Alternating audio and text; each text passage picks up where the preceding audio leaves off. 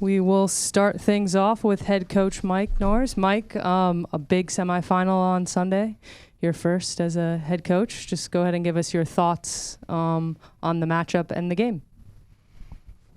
I'll be a smart ass first, Katie. What defines a big semi-final to a semi-final? Just really excited. I think obviously this is a place where we want to be as an organisation, as a team. If I think we were at the beginning of the season having this press conference, this is what we would have mapped out for. So excited for that. The build-up has been big and long. Obviously with the international break, not on the greatest of starts after the Angel City thing, but yeah, it's been good to put that to bed, put a good body of work in, get the international players back, and we're excited. It should be a good weekend, and I'm looking forward to it. Hey Mike, any concerns with the international team player availabilities? Just coming off some heavy minutes for a couple players. Yeah, I think naturally there is. There's minutes, there's travel, there's time people got back. Obviously US players were back a bit earlier, which was great. But we've just had some players returning in today. So yeah, we're just seeing where some people are at. The majority of the group have come back well, and we don't have the typical concerns we normally would on the turnaround, because we've had a bit more turnaround. But those that are coming back on the regular end of the window, yeah, we're having to deal with them the way we normally do. Yeah, and then how special it is, will it be just to see the fans for one more time this season? Yeah.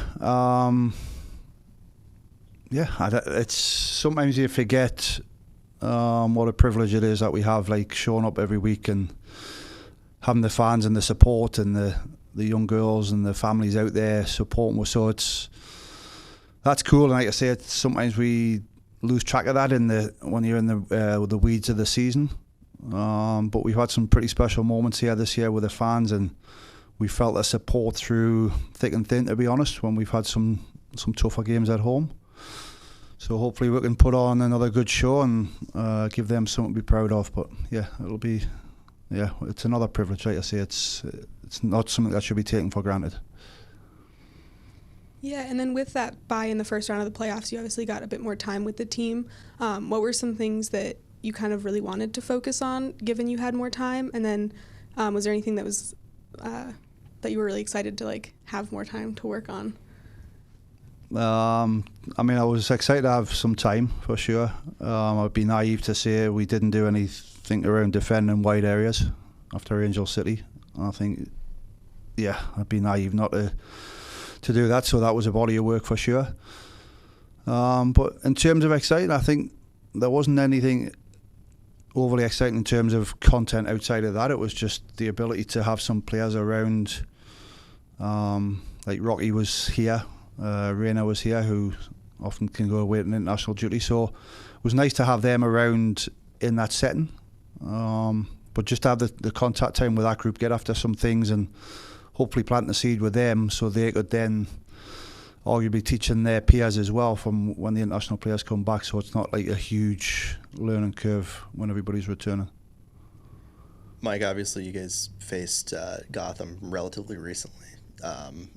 One of the stronger defensive performances the team has had in that one. I'm wondering, is the goal to try and sort of repeat that type of performance, and what do you want to change maybe from that game, looking at sort of the film from that? Yeah, so definitely I think the biggest puzzle for us, Ryan, was when you look at the Gotham game to the Angel City. Our approach from the get-go wasn't that different, but two very different sort of executions and just outcomes of how the day went. So we felt like we had a plan that worked against Gotham. We felt like we had the right plan for Angel City. Didn't work, whether it was the right plan or the wrong plan, or just the execution, or whether it was just the day. But I think we'll carry through most of what we did. Again, we'll just be focusing really on our stuff. When we've got the ball, when we don't have the ball, like the basics, I think we just didn't do well enough against Angel City, and I felt against Gotham we did the basics really well. So if we took all tactics and approach aside, just getting back to doing the basics well, and doing them consistently well across 90 minutes. And obviously there's the question of a lot of different players with the international windows, as Fook asked, but I'm wondering specifically with Soph as she recovers, still from that injury, what does her availability look like for tomorrow or for Sunday? I would say more than what she did for the US. So that's the aim. We've been trying to build her progressively. Obviously, big stage of the season. But again, we've got to keep players' health and safety at the front of the mind, and we're just trying to build her and keep her progressing. So. This is kind of more on a lighter note. I lived in Newcastle for a year, and I was wondering if there's anything you miss kind of from that area. If you could have one thing from I would say one thing right now is the team is doing better than they've done probably in my whole adulthood. So instead of riding the roller coaster as a Newcastle fan where you kind of go up and then you think you're getting the top and then it just comes back down. So I'd love to, I think that would probably be the one thing I would have right now is the ability to go to a Newcastle game and take in the Champions League, even the Premier League with the 52,000 plus fans. I think that would be, city's bouncing, it really is. So yeah, that's probably the one thing. Outside of that, there's some food, but my life is far away from Newcastle right now, but yeah, St James's Park would be a good one. All right, we do have one question online. We'll go to John. Mike, just a two-part question. First of all, talk about how pleased you are. We know how good Soph is defending NWSL MVP, but just talk about how happy you are to see Sam also nominated for MVP to get the recognition that she deserves, and specifically the success you had against Gotham recently. Just talk about what makes them so dangerous and what one or two keys are in order for you to be able to get this victory and advance to the final. Okay, so first piece, listen, I think it's huge recognition for Sam and Soph. I might be a bit biased. I think we've got one for sure. Maybe there's a couple of people in my roster who I think should be up there as well. But again, that's maybe with a little biased lens. So I think it's always good that players get the individual acknowledgement, but I'm sure they would all probably share their sentiment of trading that for team success. I think when you get the team success and you get the individual accolades, that's your Christmas list come true. But so I'm over the moon for them, but I do think there's maybe one or two people who have been missed.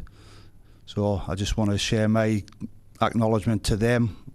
As far as Gotham and what's going to be key, listen, I think they haven't given much up defensively. They've been tight. They're a high pressing team. We know that. You've got to be good in possession against that.